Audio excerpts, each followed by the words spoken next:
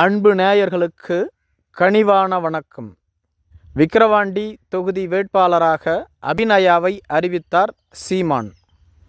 சமீபத்தில் விக்கிரவாண்டி தொகுதியின் சட்டமன்ற உறுப்பினராக இருந்த புகழேந்தி அவர்கள் மாரடைப்பால் திடீரென இறந்து போனார்.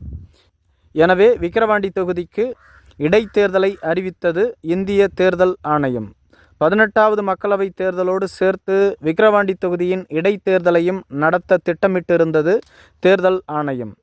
பல அரசியல் கட்சிகள் இதற்கு எதிர்ப்பு தெரிவித்ததால் 18வது மக்களவைத் தேர்தலோடு விக்கிரவாண்டி தொகுதியின் இடைத்தேர்தலை நடத்தவில்லை.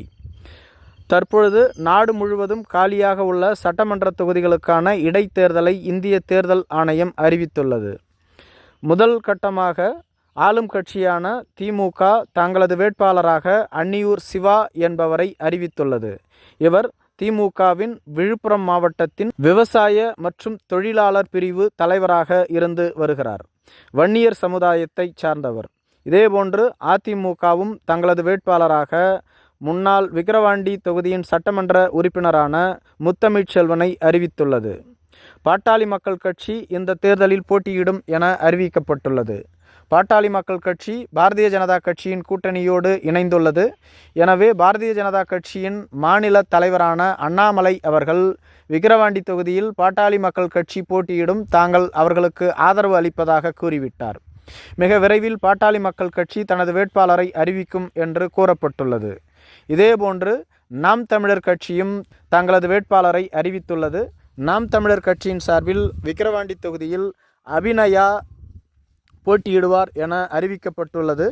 இவர் இளங்கலை மற்றும் மருத்துவ படிப்பை முடித்துள்ளார்.